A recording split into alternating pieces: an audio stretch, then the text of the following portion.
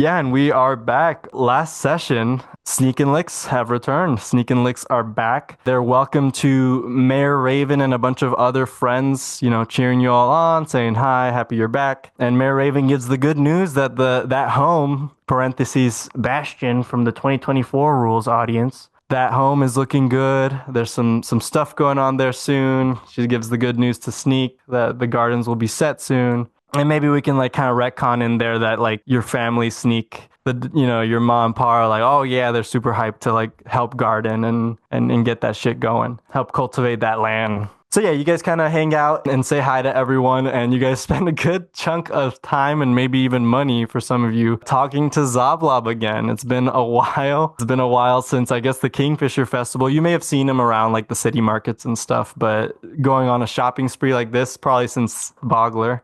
And he seemed jolly and aloof and mysterious as ever, I guess. Yeah, and Melvin really struck gold. I feel like Melvin, you got some cool crap. You got some kind of sheep herder's ring, which is very cool, but also very niche. And some other cool stuff. Oh yeah, that music box. I forgot to put that actually in my recap, but that music box was pretty important. They played a little jingle from the past, a kind of Spirit Keys tune. Everyone but Lyx had like a little odd vision, if I recall. Melvin, yours was a kind of dark-skinned man with a big black beard, kind of a small fro kind of going on with a shining right arm, something in that right arm that was shining so bright. He was in very nice armor. And then and you heard and kind of saw the room kind of shake as something big was walking toward him, like a but he looked friendly toward that big thing. He didn't look scared. And Sneak, you saw someone, a Kender, sitting by a fire in like a cave or something. And they had kind of long, scraggly hair, had a big old smile on their face. They looked like they were vibing. They were also in armor. Willow, shit, you had a special one, but I don't want to fuck up and say too much. I mean, there's someone in a dark, shadowy horse. I remember explaining the horse well. The horse had like red eyes, very kind of evil and menacing looking. Someone in basically clad white armor riding that horse. Another silhouette of another person sitting next or behind them. And yeah, this was a heavily armored person with a helmet and everything. But the horse was probably the most striking thing of that vision for you, Willow. And yeah, that all came from starting that magic musical box that Melvin randomly found from Zoblob. You all make your way kind of hearing the crowds and hearing some of the Voglins talk about that the Marshall Nestra can be visited for the community restoration thing. And so you all make your way there and kind of Lyx, you notice Alastrius kind of rambling to himself. And he was kind of just rambling about like the speech on heroes and talking a little bit about Marshall Nestra's past. And actually, real quick, I want to turn to the map just to kind of like visualize this a little better. He was explaining that she was from Northern Urgoth. So I'm pointing here on the map in roll 20 and how like there was a rebellion, right? There was a rebellion that started in Southern Urgoth. Northern Urgoth was kind of the rich country that had colonized Southern Urgoth, and the Southerners were basically done with it. And Marshall Nestra was a rich, noble, kind of almost, you can think of her as like a noble princess from an important clan who was kind of hampered her whole life, but she hated that life and was actually being secretly trained by a Southern Urgothian master swordsman who didn't doubt her abilities in spite of her blindness. Nestra helped lead the rebellion against her own people at that time. And that's where the Knights of Solamnia discovered her. That's where Vetus discovers her and Becklin. And just so you all know, this is where Darrett is from. Darrett is from Southern Urgoth. So kind of bringing the physical, visual element of some of the places we described. So yeah, on the Roll20 map, you all should see Free Vogler down there. Oh, that's cool. You guys can edit it. Yeah, feel free to edit the crap out of this map. So most of our adventures have been over here, right? Have been over here in the country known as Solamnia. This is where Vogler is, the Hinterland Woods, all that. You guys can leave cool markers here if you want. I added Dargard. I kind of added the names of like maybe the most spoken about places, I think. But you all can add more to this map. So there's Dargard Mountains. Now you guys cross the Vingard River below where Lyx is, to Calaman in the new country of Estwild. That's the name of the Calaman region, the country technically. So yeah, hopefully this map, I like this. because hopefully it's a little less overbearing for you all, I took out a ton of the names. They're all hidden until you all explore or hear a lot more about these places. So last just kind of gives some context on the Marshal. You guys see Hannah and Melvin, you kind of have a weird exchange with Hannah, but that exchange was important as you went to discover in your 7 days. So I'm kind of jumping up around a little bit here, but Melvin basically got to talk to Z, one of the members of the Eye, the new Anesti robed figure that corroborated Hannah's ramblings to you, right? There is an after party below the party, and from there you might have a chance to get some more information. And then Z adds to it and says he's willing to help take you directly to the Eye as long as you make it to that after party. And then you all kind of save Levna from a crowd of fans, appreciators. Lyx, you give her a really funny spell, the spider walk one, I think, just to allow her more access to escape the crowd. Then, yep, you guys see the governor and Commander Gaius. Commander Gaius gives you all Becklin's letter, a little bit of an emotional moment there, one of her last letters. And then you all visit the Marshal. Lots of people in there, lots of prayer and gifts, and it's a very beautiful place. Lyx, you see the lunar master, the dwarf lunar master, kind of meditating nearby, looking a little mystical, a little radiant. Yeah, you all show some appreciation to Nestro. As Lyx, or as Sneak, you find that cool painting, talking a little bit about our boy Yor, and how apparently he was a gift from the god Solinari. Was there anything I missed? Or were those kind of like the big things? We also heard a little bit from Lyx about a deal that they made if Lyx wants to expand on that. Oh, true. Yes. Yeah, so I committed myself to freeing Crake from the abyss for potentially more power. That's hardcore. But he does not want to move. Oh, so yeah, for my off time, I want to head to a library and learn a little bit more about the abyss. Cool. Well, okay. So yes, we did talk about that. Anything else? I think that was it though. Yeah, so I think that was that last part that you maybe missed in your recording, Colton, was kind of the Marshal Nestor stuff and maybe Lyx admitting to all of that, I think. Awesome. Okay. All right. So, friends, I actually have a bit of a surprise here. So bear with me. I could share this later if you guys want to get into the session. It's up to you guys, but I have bear with you? There is a bear with me right now. That's the surprise, dude. That's scary. You should get out of there. Well, the bear has a gun to my back and is saying, you guys need to send some money to this bear or I'm done for. Okay, I'm sorry. I didn't mean to. No, you're good. So yeah, I'll let you guys decide. I have a surprise vignette that to kind of set up this new arc. It's a little longer, I think, than the ones I've done for sure. I would try to speed through it, but I'll let you guys decide. If you guys really want to get into the game, we can do that, and I can do the vignette later in the session, just because we've already had like a lot of me chatting about stuff. I know your throat's hurting. Are you okay doing the vignette now, or would you rather wait a little bit? It might work. A fucked up throat might work for this vignette specifically. Okay. It might make sense. Oh, that makes me feel so much better about this vignette. I say roll it. Okay, so it's just a little more me chatting. But you guys, you know what? I want to change it up a little. If I like mention like really obscure people in the background, which spoilers there will be, like a crowd or anything, feel free to just jump in and be random asshole number 5.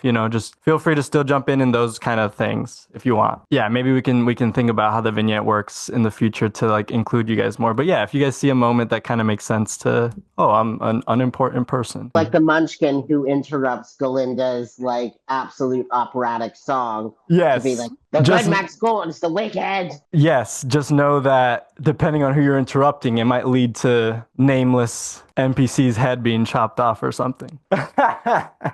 Okay, I'll try this. All right, here we go. So, large wings flap with enormous strength, parting through clouds, flapping.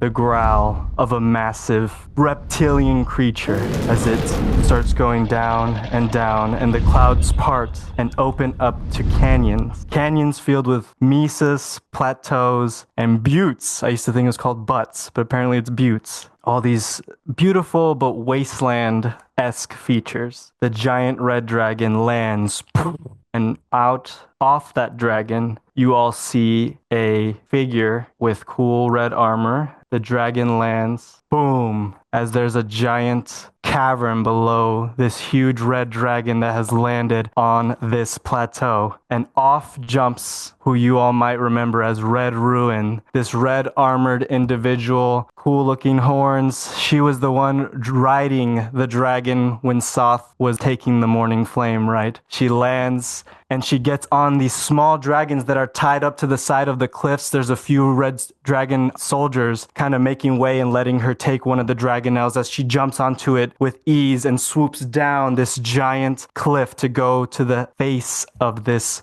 cavern. From that cavern, a crowd can be heard roaring, stomping, making cheers, and sounding drunk, sounding intense. The giant red dragon rests above as Red Ruin starts to enter this cavern. She's walking through this cavern, walking through the darkness. Other soldiers see her and kind of stare at her intensely while she pays them no attention. And she finally makes it to an opening, a giant fighting pit. Soldiers chanting and cheering as a minotaur is being pushed into the arena. This minotaur is being pushed with spears, and then suddenly, bam, slash! The minotaur quickly dispatches the two soldiers that were poking at it as the crowd cheers.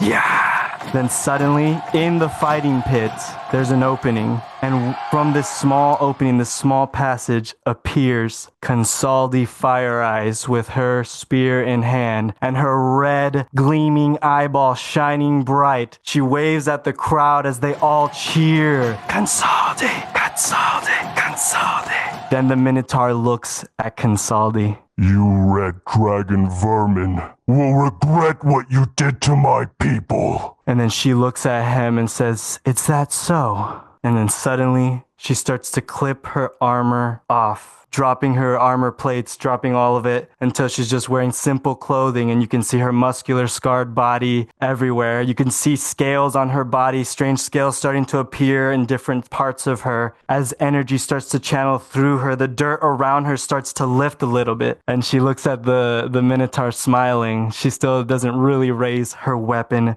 yet, but she puts on her skull mask. Only her skull mask is on. Her left eye gleaming even brighter. As the Minotaur with foaming rage, it looks like something is off with him too. Besides the rage and fury, it seems like something's wrong with his head as well as he's freaking out. And then she says, "Come get your revenge then, bull." And it launches itself at her. They battle. And as Consaldi fights with force and speed, swinging around her halberd with grace and ferocity, she blasts the ground with fire, dodging powerful swings like a true firebender. Ultimately, the Minotaur was being sliced to bits. Slice from behind, slice from the front.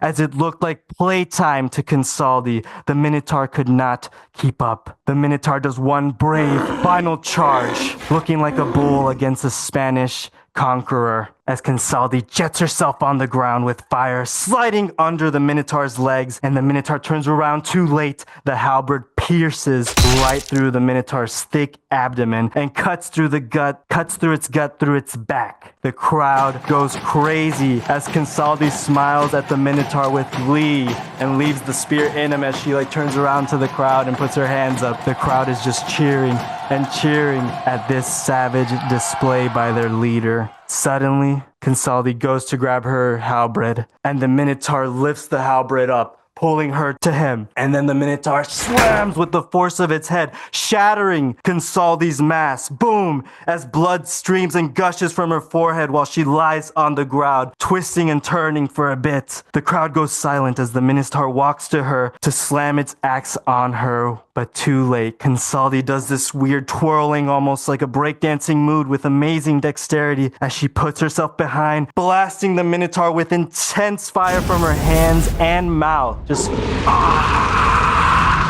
a dragon as a human right now, just blasting as the Minotaur screams in pain and writhes in burning agony. The crowd cheers, and she spits out blood gushing everywhere from her, getting quite a serious injury from that headbutt. Yeah!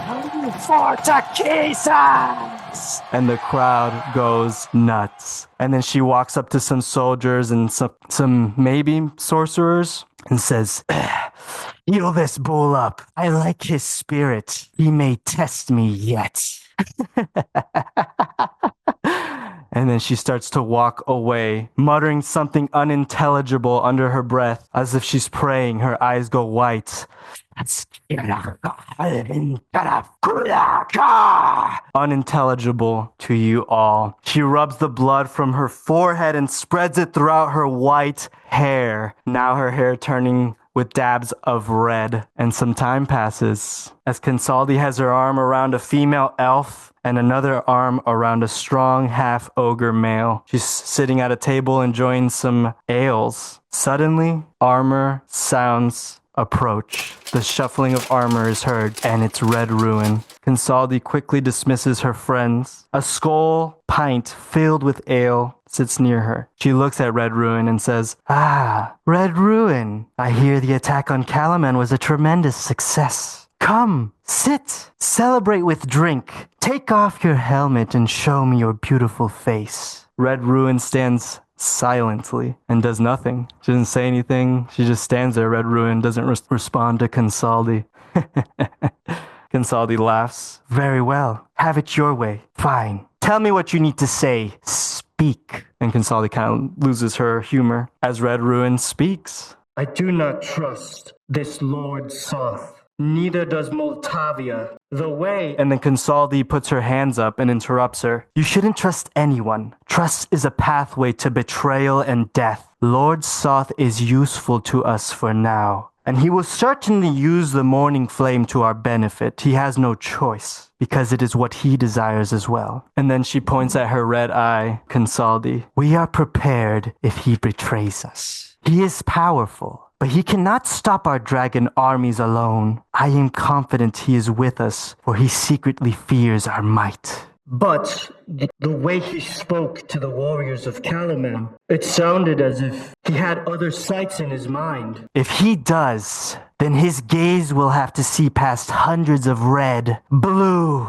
green, and white dragons. Breathe and enjoy your victory. Did Soth kill the Asimar and the gnome with Crake's blood?" The gnome should be dead. The Asimar ran away, abandoning her allies.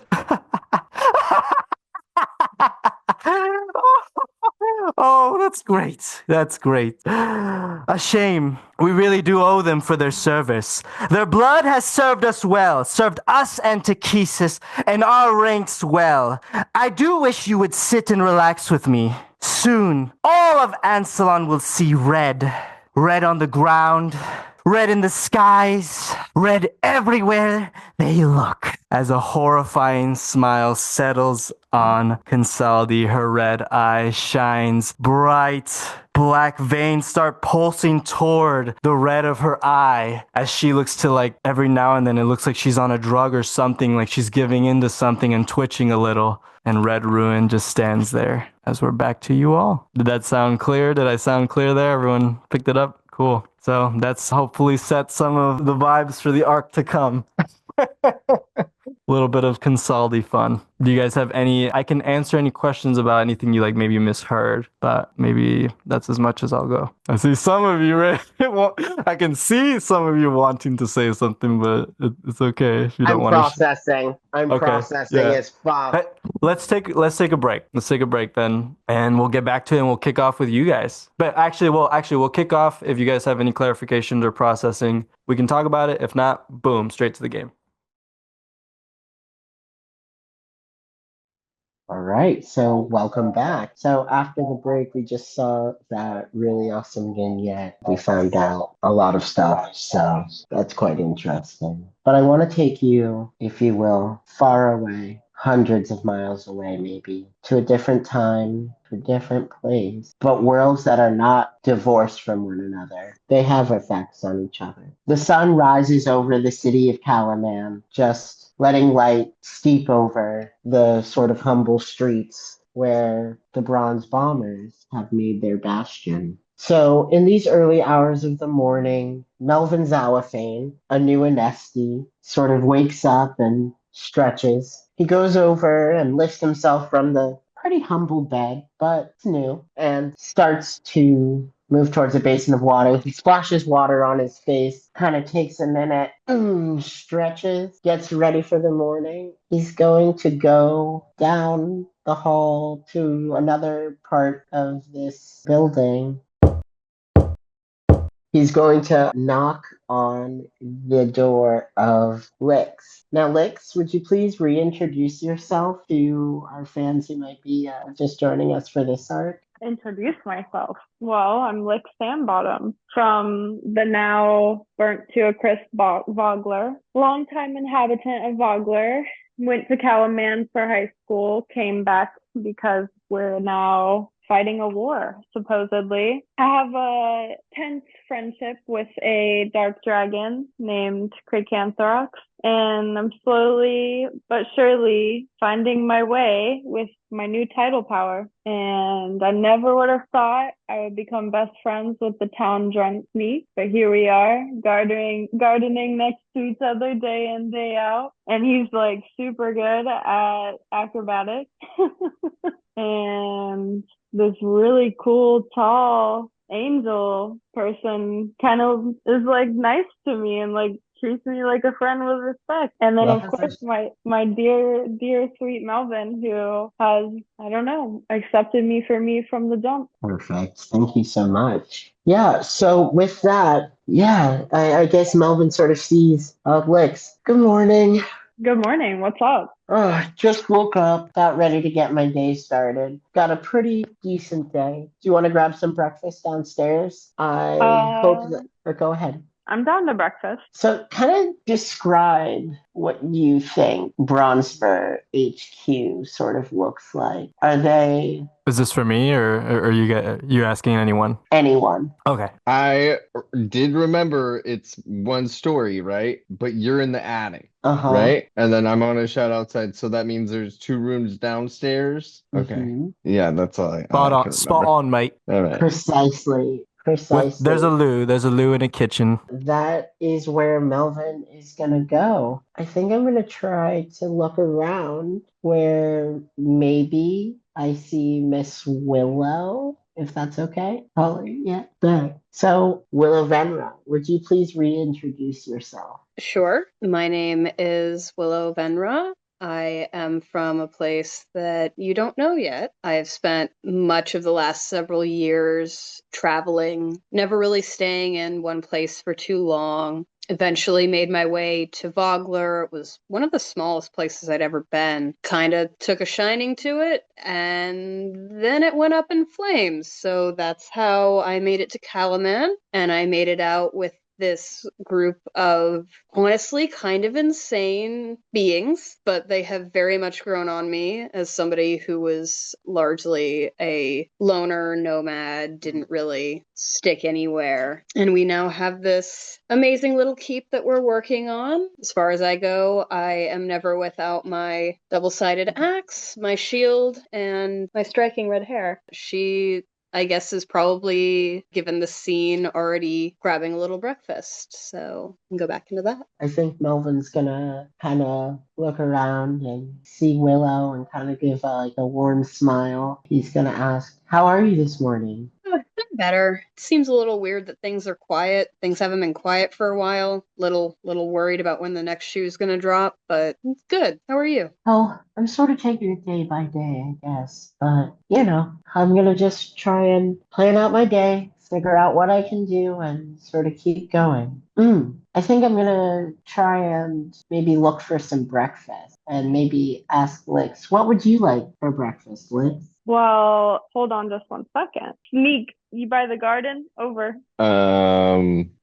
Yes.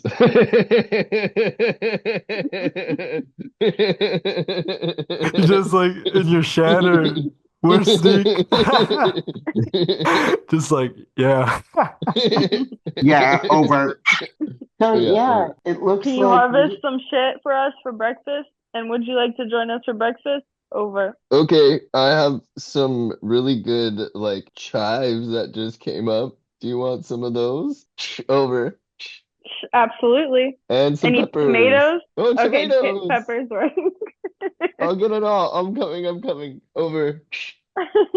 Okay, so Sneak, how do you is bringing the harvest this veggies. stuff? Why? I kind of imagine you with a goddamn katana for some reason. No, actually, I would say I have my little dagger claw on right now. I don't have the shot claw. So I'm just like running up to him and like maybe touching and seeing if it's good and then just like Yeah, it's actually pretty useful for gardening, like because Yeah. you literally just a little movement there. Yep. Nice. Nice. So, yeah, Sneak Deling starts sort of harvesting. I guess you can imagine Melvin starting to get like the table sort of set, maybe talking to Lyx and Willow, maybe after a little bit of time, but surprisingly fast. Melvin looks up, seems to hear something. He assumes it's Sneak Deling. Barging through the door. Will you please reintroduce yourself? Oh, wait, did you not hear my first part? I heard those people introducing. Is that shit? Oh, yeah, yeah, yeah. Well, we're going to assume, I'm sorry, I think I was muted. Anyway, Melvin's going to look up and sort of see the door, and I think Sneak is going to be on the other end. So, Sneak, will you please reintroduce yourself?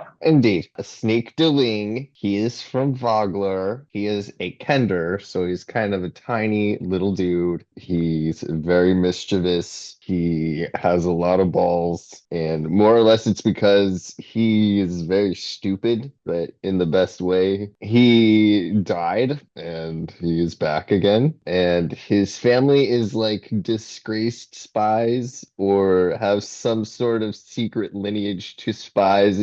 Sneak's still trying to figure it all out, but he knows that Sneaky is really good at sneaking around, so yeah, that's him. Nice, nice. So it's really sort of a Bronzeburg kitchen affair. And with that, I think I'm going to say welcome to the next arc. And my first question for you all is, well, what do you do? I would say I'm gonna barge in, as you said, and I'm gonna just start washing vegetables. Lyx can assume their old role of being the cook was their first job, and they'll just get going. Imagining like some really intense chopping and sauteing. I guess Willow will be the helpful sous chef that can reach literally any shelf and get anything that Lyx needs. So, as mentioned before, Melvin's kind of still setting up the table. It's a modest table, I reckon. We have a kitchen thing, living room. We were starting to get furniture, I think, the last time we sort of talked. And so we have something. Yeah, and I'd say with Sneak's heavy donation, you guys definitely got like you guys can have like cool fences around your garden and yard, and maybe some stuff that went inside too, like for the furniture and stuff. By the way, this is great. I love this. This is such an incredibly like narratively like stepping away. Narratively, this is really great because it's such a great contrast from what I just described in the vignette. This is so good. I guess that's kind of like the end of like where my ideas went. So Cristian, I guess yeah. Yeah, for sure. Putting the table. Sorry, yeah, can I make one request? Yeah, Please. go ahead. Yeah, this is open. Thank you, Errol. Thank you, Errol, for taking that torch for a little. And if any of you ever want to try something like that, just hit me up. Errol did. I'm super open to it, especially if this is your house, right? So especially with like the house stuff, like really not going to control what happens there. Not yet. Go ahead, Lyx. Well, is this the day that we would go to the library? It could be. Yeah, it could very well be. I think that could be a good segue. So I mentioned last time that essentially I have to get Crake out of the abyss. So I was going to go to the library after breakfast and do some research. If anyone wants to come with me, maybe you have some research of your own, or you can help me look up what the abyss is. Yeah, Willow will tag along for her own attempt at research. I think after Sneak's done washing the vegetables, he'll go sit at the table, maybe get some coffee, and then we'll also agree to go to the library just because it's a nice day outside. Melvin is also likewise definitely already in his head, probably thinking about the things he's trying to compartmentalize. All of it. My cat is throwing out. Is your cat okay? Okay. Not to do that. Oh, it was puking. Oh, God. Okay, now I connected those noises. Oh, no. Poor buddy. Poor Tig. It's not a hairball, like an actual hairball. Oh, dang. I live for Anyway, Melvin is gonna also tag along. He has some questions. Maybe Cool. more questions than there are answers. Awesome. Well, thanks again, Errol. That was fantastic. I think that's a really smart way to, I didn't even think about that, a really smart way to kind of get everyone back grounded as to who you all are again as we start this kind of new arc. So yeah, you all enjoy your breakfast together, make your way through the city. 20-ish, 30-ish minute walk, 20-ish, 30-ish minute walk to the Knowledge District to finally enter the Great Library of Calaman. And you all enter. So on the outside, looks like this. Big library. And you all kind of step up these stairs. And when you open it, it actually opens out into more stairs heading higher and higher up. You all kind of see, you see some families and like walking up the stairs, but you do see a lot of the robed lunar school students kind of walking in as well. You make it to this unbelievably huge desk with a strange human-ish man, bald, giant beard. I want to say bigger beard than what's there. And he is scribing away. There's other like maybe servants around.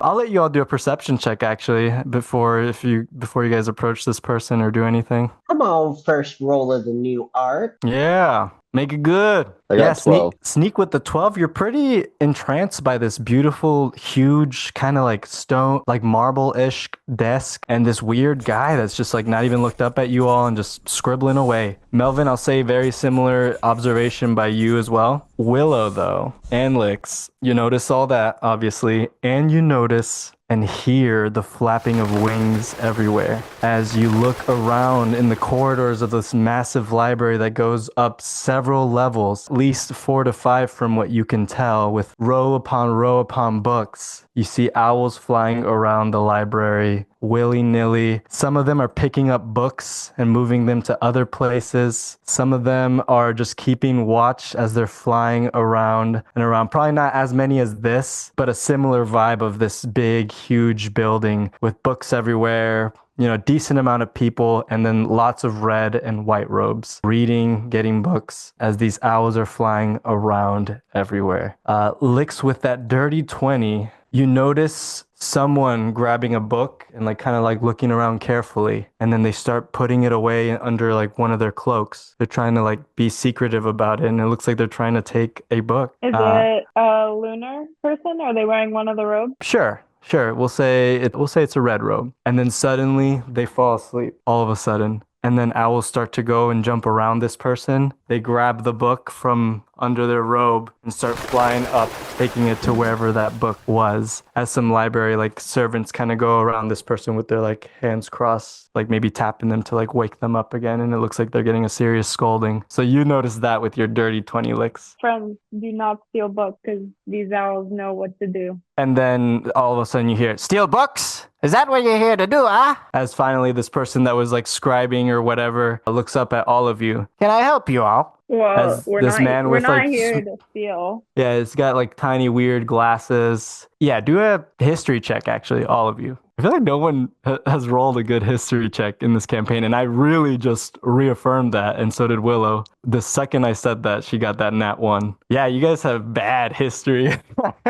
Yeah, you guys don't really know. The Underdark has really shitty school system. I just can't remember. I guess I don't do history checks that much, but like I really can't remember like, oh yeah, great history check. Sorry, go ahead, Lyx. He's ready to hear you guys' requests. Do you tell us where to find books? Do you all have library cards? Or are you members of the art museum? The museum, right? Mm-hmm. Let me see, please. And then there's actually an owl that's like on a little perch. He says, "Give it to Henrietta." And then the owl is able to get like a couple of your passes in its beak. And then the other 2 it grabs with its talons as it flies up to him because this desk is huge. I mean, it almost looks like it's not a throne room or a throne, but it gives that impression with the really high stairway, right, leading up to this person and this big thing with a giant book that they're just scribing in. Actually, I'll say whoever rolled the highest, you know that this is Astinus. Maybe Fizban has mentioned this person. They're kind of the weird, eccentric, and very knowledgeable person of the library, the headmaster, Astinus of Palanthus, because he's not going to say his name. He's not going to tell you guys his name at all. And he looks over, he's like, wow, lifetime memberships. Very impressive. I wonder, you all must be noble men and women or whatever from wherever. Okay. And then he like kind of gives it back to the owl, Henrietta, and Henrietta brings him back to you all. And he says, can I help you find anything, or do you know what you're here for? I'm looking for literature about the abyss. Oh my, what a taboo subject. What would you like to know about the abyss? What it is, how different dimensions work, just your everyday. And then he does abyss. the like eyebrow cock to the maximum, like one eyebrow's way up here as his glasses are like almost falling off his face, looking at you, and like kind of like actually steps up, or like doesn't step up, but like leans over a little to like get a good look at you. And he's like, oh, very well then. Level 3. Row 130, you'll find a section there filled with stuff, all the glorious tales of the abyss and how dark and horrific it is. Anyone Thank else? you. At this point, Willow will pipe up. I kind of have two. I don't know if you'll have either. Anything on like the Raven Queen or anything surrounding her. And if not, because I know that that's not a super popular topic. Oh, anything it's so on my- popular. Death and Is it? undeath and limbo. What could be more popular than that? That's fair. And I'd also be interested in any texts you might have on celestial races, specifically, like, I think they're called like Asimar or something. It just sounds Are you interesting. guys demons, or what are you? Are you trying to start a war with hell? No. These are very. One of you wants to go to the abyss, and the other is fighting a war against angels and the Raven Queen. I'm we kidding. are I'm kidding. I'm kidding. I don't. No, it's okay. I don't really care. Level 5, row 120. Well, actually, you gave a lot of stuff there. Oh, Celestials and Asimar and Raven Queen. Those are very disconnected topics. What's your favorite one right now? We'll start with the Asimar. Okay. Yes, there's some good stuff actually on the same level as your little friend here. Row 115. Thank you, sir. I am quite curious of the Knights of the Rose. Do you have anything on the Knights of the Rose? Oh, it's too much. I don't know where to start exactly because I know all the new stuff with the Knights of the Rose is happening. Yeah, Well, do you have yes, any? the only new stuff is Marshal Nestra. The rest is all dead. Sure. Do you have any like paperwork or anything on why they started to reinstate the Knights of the Rose? Do you have any documentations or books on that? Are you talking about why Marshal Nestra was chosen? Yes. Oh. Or why they even decided to do it in the first place, but yes. I think that was Sir Vitus's idea to bring back the tradition, and he thought that she was a good candidate. Do you have that in writing on like the finer details of it? I am writing it right now, actually. Okay. So this book is not available as I'm scribing some of the current histories of our land. I understand. Then let me just go one prayer. That's so funny. It's so funny. I'm sorry. He does that like the peace sign to. No, I'm just kidding. Like and subscribe for Nestra.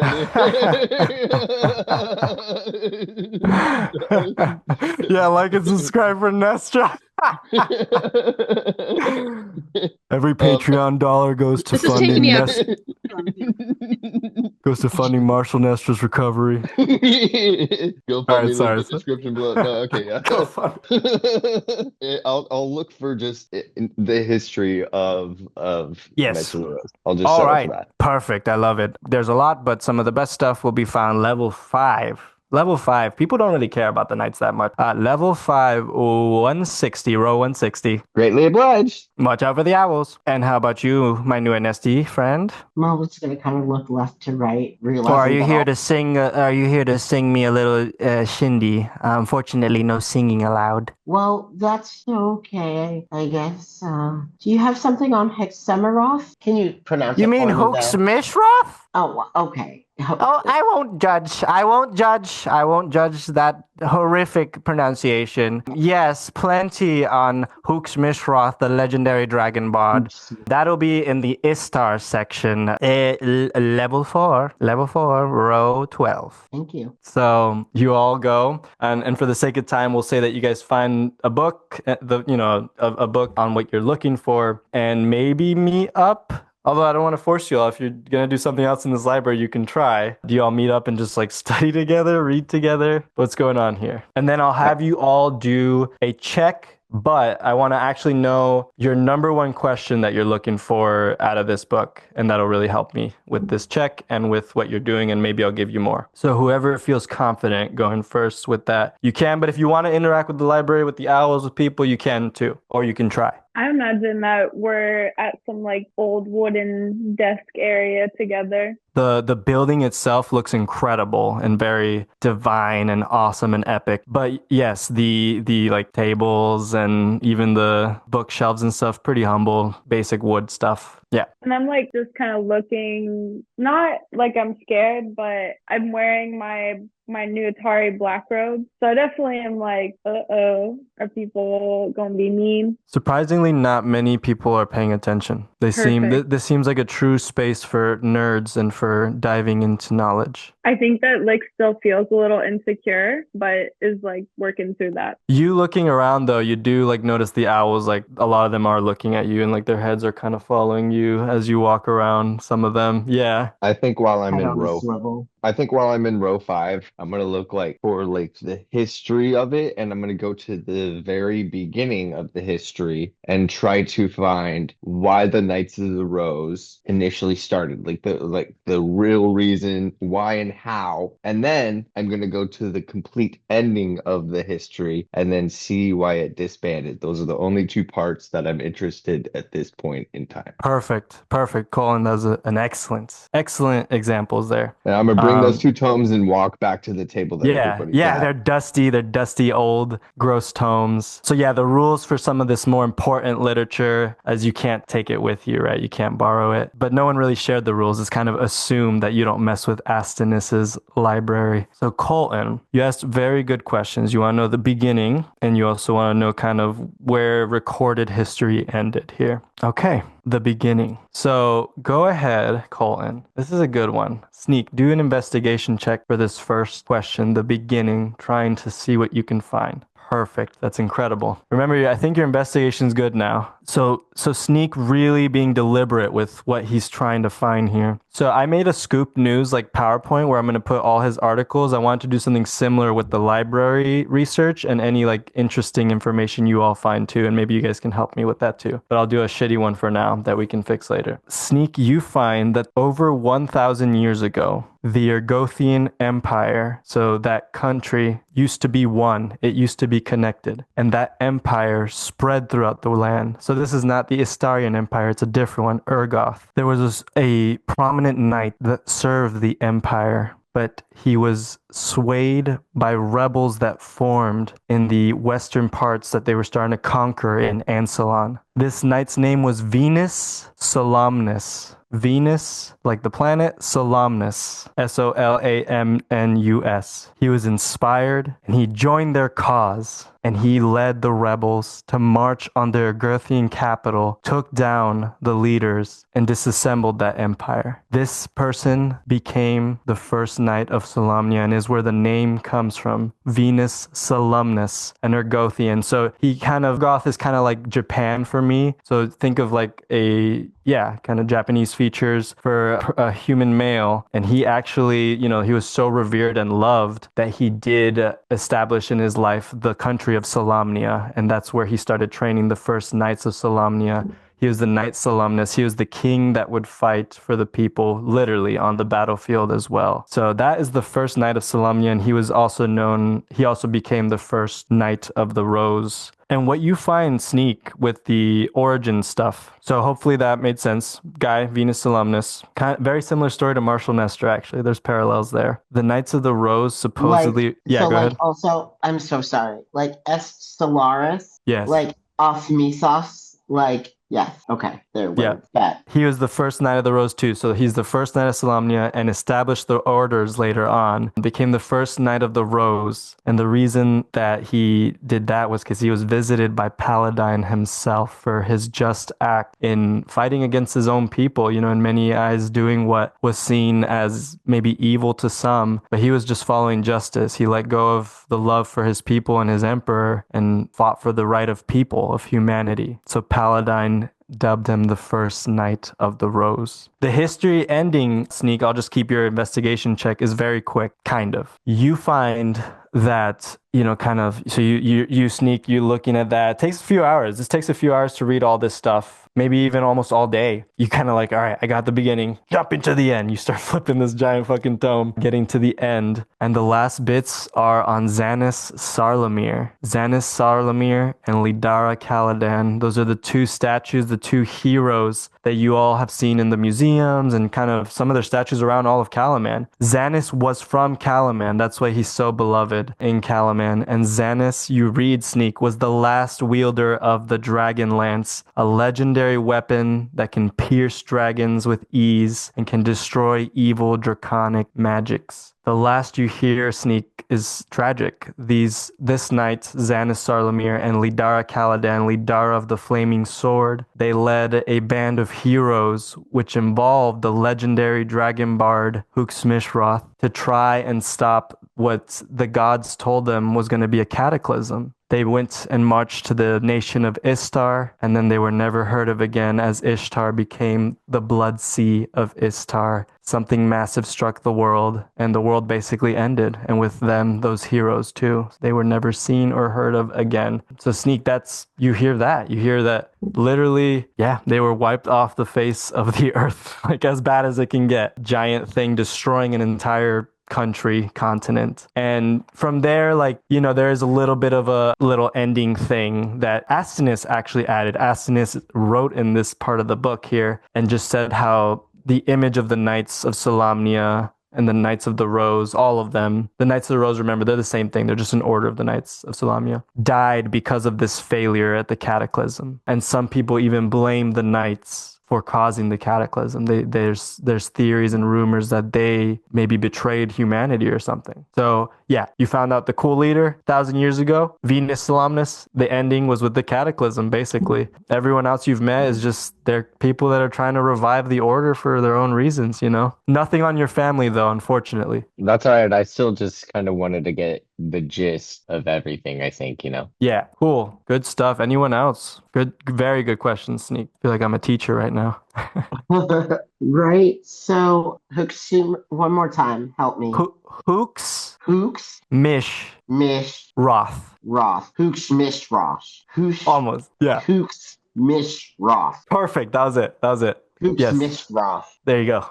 So I'm going to sort of look for the powers that were related to Hooksmishroth. You want to learn specifically about her powers? Yeah, her powers, the spirit keys, because it seems related to the battle bards of Ishtar. So he's curious about that. All right, roll investigation. And if anyone else has their questions ready, you can also roll your investigations. Oh shit, there we go. Okay. Yes. You learn, and this might be a big surprise to you, that she is an Istarian. She was a dragon born in the lands of Istar that were known to be Istar. Yeah, actually, I can make you guys roll based on what you asked, the question you asked, so maybe I can wait on Willow and Lyx. You learned that she's from Istar, so that's pretty crazy. And you learned that, yeah, she was just so talented and renowned and open as a dragon. Dragons, you know, always tend to be somewhat secretive, but she would travel the lands, sometimes disguised as, you know, in a human form or elf form or something. Do you have a question, Errol? What kind of dragon? She was a bronze dragon from Istar. Yes, good question. A bronze dragon. She wore beautiful ornamentations, traditional ornamentations and jewels and gems from the people of that region. And she made an oath. It's not clear, but she made an oath of pacifism. This has kind of helped build up her legend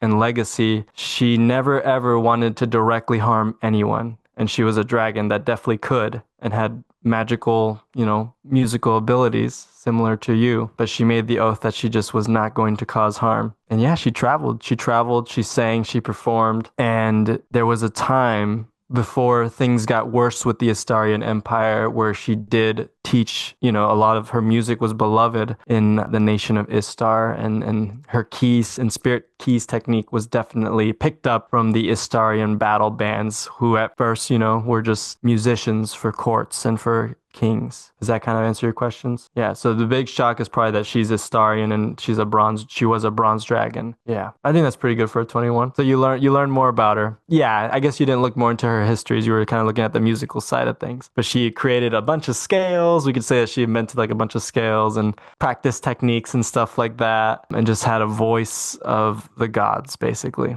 Okay, who's next? And you guys, I imagine, are spending all day doing this. And this is hard stuff that you guys are asking too, so it would take some time to really get this information. Go ahead. Yeah, so I think with starting with ASMR, her main questions are, where do they come from and what can they do? Because she knew she was adopted, but she had to come from somewhere. So she's kind of curious about that. And she's obviously discovered the wings, but she doesn't know if there's anything else. So kind of like number one and then a close number two, if I do okay. Yeah, go ahead. I'll let you choose. Arcana, investigation, maybe religion. This one's kind of open. I'll go with Arcana, please. See what you got. Okay. Not bad. Better than the first. So ASMR, you want to find out where they come from? Yeah. Okay. What you find, first of all, you get to that area that he tells you in the library, and there's like nothing, basically. There's like a few books on this topic. And you guys, by the way, you guys, there are like servants that kind of help around the library too, that kind of point to like, this is the section, blah, blah, blah. But one of the books you find and spend some time with, it's actually a book about, or actually, let's say it's a tome. It's a tome about the histories of the regions nearby, the provinces nearby. And then it reaches a point where it talks about how a long time ago there was a family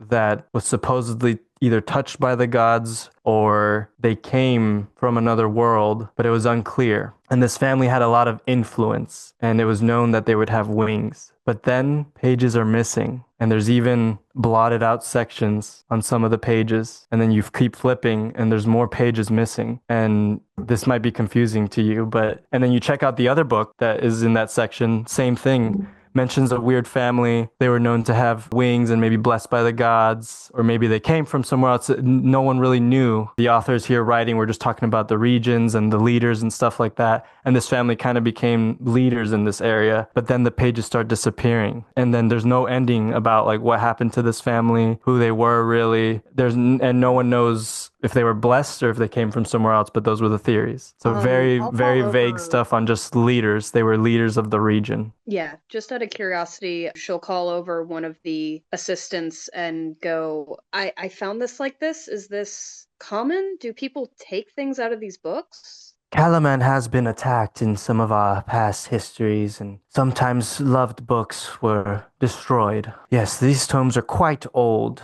Possible that that's what happened, but it's also possible that ne'er-do-wells from Calaman messed it up. Very peculiar. Yes, our tomes are not perfect. Well, thank you anyway. I just wanted to make sure you knew. Oh, yes, we knew of those. And then he's kind of nervous. He's like, actually, his voice cracks. He's like, let me get that other one real quick. Sorry, that other one, please. As he tries to sound like more smart. I'll bring this down to Sir Astinus just in case. I know it wasn't you, but I want to double check. Yes, of course. So he kind of scurries away.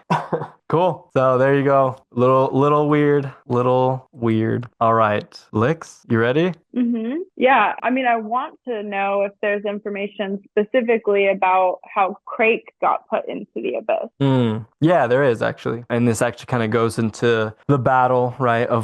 Sorry, go ahead and roll. Ooh, this will be history, I think. Sorry, Lyx. That's okay. 18. There you go.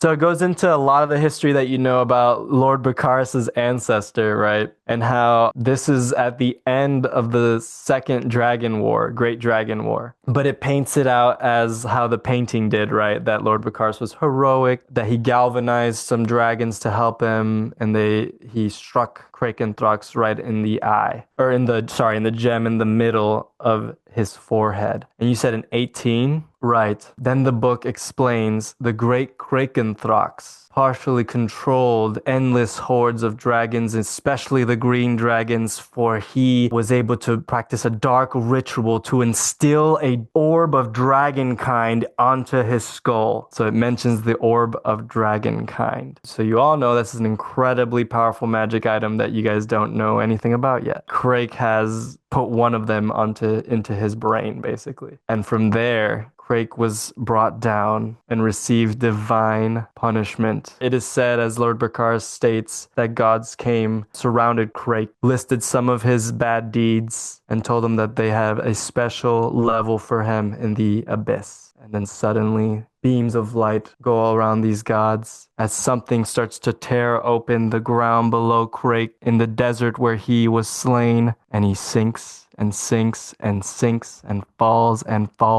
into chaos. Chaos, nightmares, unbelievable vistas. And then the book kind of says it's believed that he ended up in a purple hellscape where he is forever trapped in the sands of his torture. So it says that the gods put him there. Does it say which god? Many gods. It kind of vaguely says many of the gods of good. Many of the gods of good appear. Yeah. Then, yeah, and it says they bless Lord Bacaris's dragon lance once again with radiant power as a reward for slaying Crake and Throck. Okay. But yeah, so the biggest pieces of information there is that apparently Crake has an orb of dragonkind lodged into his skull, and the gods sent him down. So was the orb the gem? Yes, And does he still have that on when I see him? he does. Okay. So yeah, you guys spend many hours. Like, you guys can add some role play here if you want, as you guys are studying together, or maybe you go off together. How did this all look? Like, you guys getting this information, and then we can end this. I think they like when Melvin, like everyone got into their deep nerdy like special interests, and I imagine Melvin's not in like any armor. He's kind of in like some flowy baggy like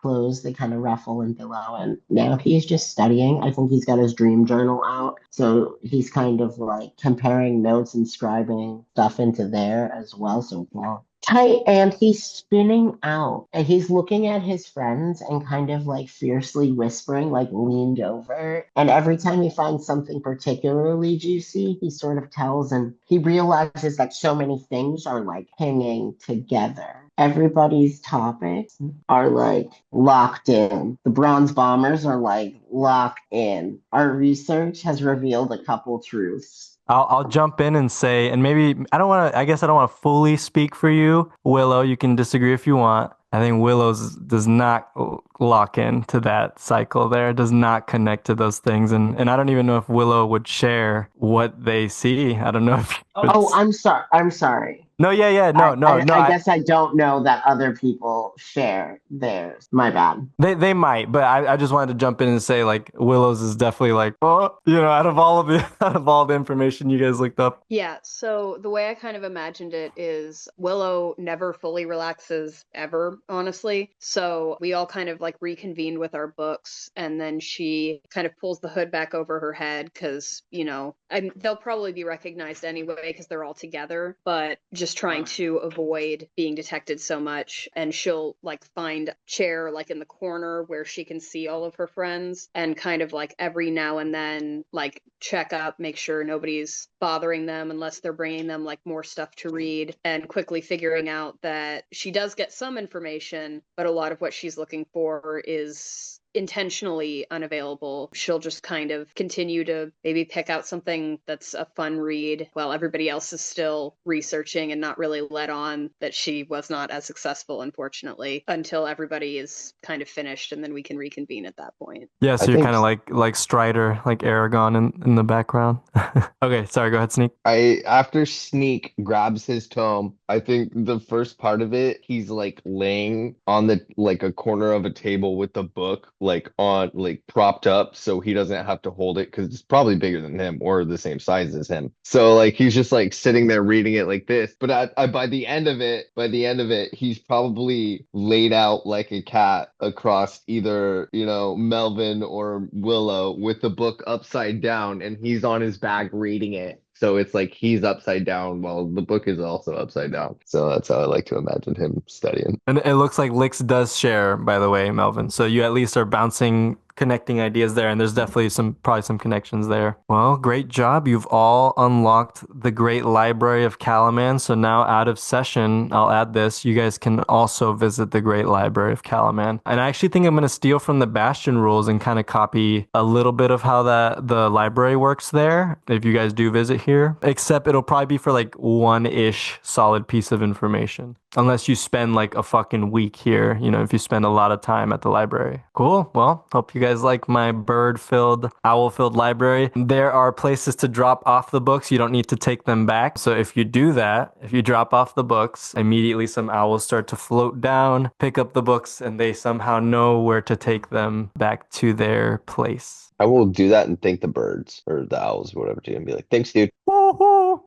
Melvin's gonna say bye to Henrietta specifically. She actually does kind of like a weird little bow. Like she's very, very mobile and very understanding of what you're doing. But are the hootennials here? Do a perception check. Oh my god, that's hilarious. 21. No. So random. Unfortunately Okay. not. Unfortunately not. But you are like, with that roll, you're like certain they're not here. You're like, dang. Yeah. They're not here. Alrighty. So some time passes. We'll say it's the next day, and our friend Willow is standing atop a wall. The wind blowing through her hair. None of her friends are there, but there's a strange old woman in black robes at this wall. And then there is Scrip, the Aarakocra journalist of Scoop News. He looks at you, Willow, and he says, "How you feeling? Are you ready? Man, I hope so. This is how we do it in Ice Reach, okay? I'm part of the Talon clan, and we have a saying when we teach little ones to fly. Sometimes you just gotta breathe in and let the wind take you." And then he says, "I don't want you. So this is how it's gonna work, Tuts. Don't take your wings out yet. I want you to look over and breathe in and get ready to let the wind take you. And then right when you're heading close to the bottom, bring those wings out and swoop as best as you can to bring yourself back up. Does that make sense?" So you want me to basically swan dive down and then wait until I'm just about to hit the ground and then bam. Yes, Aarakocra dive down. Yes. Okay. Okay. Yeah, sure. So, all right. Close your eyes, breathe in, and then he pushes you. Okay, He pushes you as you I'm fall. gonna flail a little bit because she wasn't expecting that. But yeah, she's falling. You're falling as he's pushing you. And he says, "That's how we do it in my clan. Remember what I said?" As you realize that this is how his people do it, they just throw those babies down and you're flying down this hill, racing down at a crazy speed. There's maybe some like soldiers on platforms on the other side, like, what the, just a moment of like, holy crap, what is going on? As you're getting closer and closer, I'm going to need you to do an athletics check. Oh, God.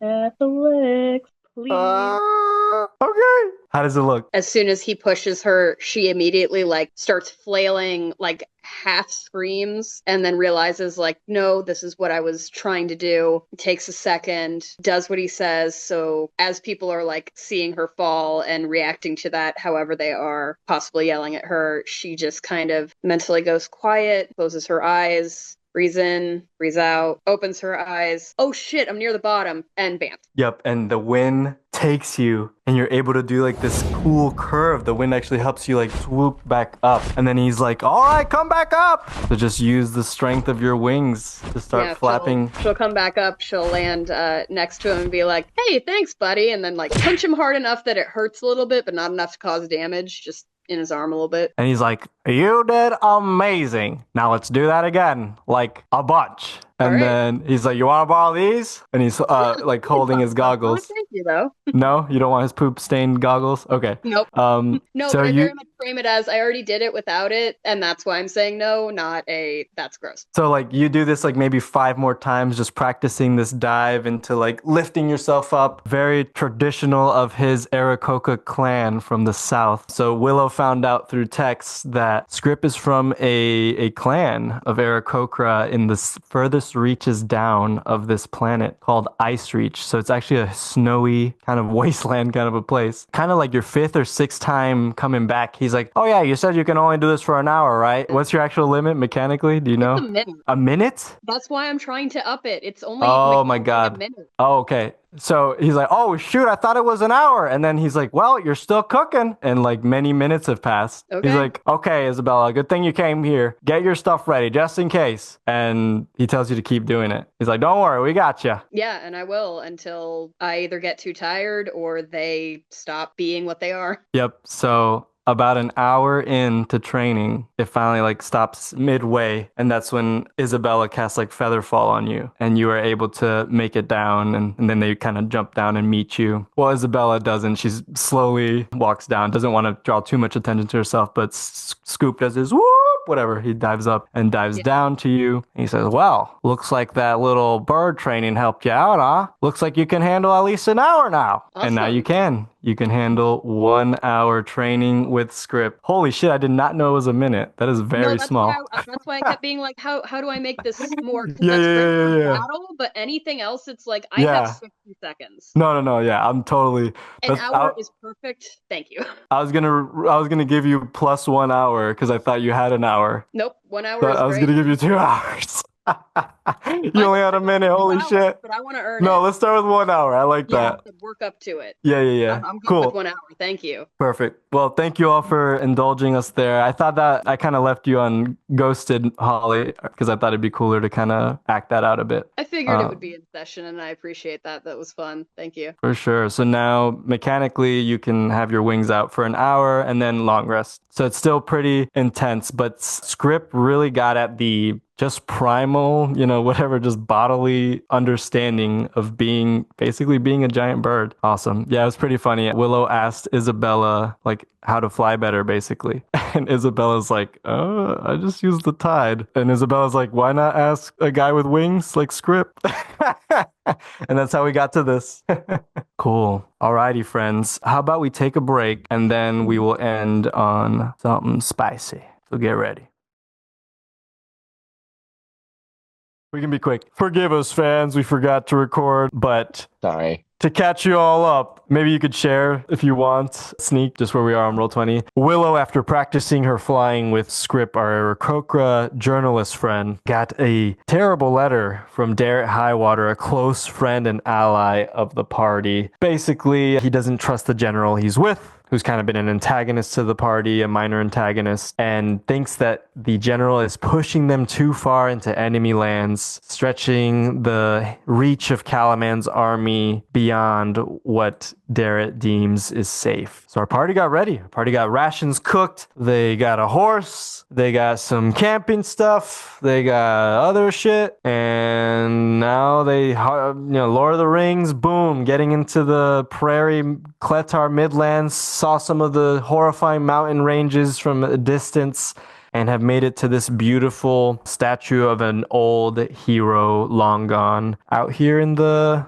grasslands. Anything I missed, Bronzeburs? We are about 3 hours out from Calaman. I was able to find a secret little compartment behind the waterfall that revealed the secret language. However, none of us were able to decipher it after we fell into the water several times. That's kind of where we're at, I believe. Anything else? It was a little rough getting out for the boys. Sneak and Melvin. Sneak slipped a little bit and got kind of carried behind the horse for a minute, to which Willow probably laughed, and as karma for that, ended up herself falling into the water here, trying to see whatever inscription Sneak found. That's just a bit of fun flavor that I wanted to add. The horse's name is Buster, but we're trying to rename it Ponyta. We want to try to beat the Pokemon Company in a lawsuit, so we're feeling pretty confident. And for the record, the other horse is my horse Spitfire, which I still have. So, which is not copyright infringement. Nah, I came off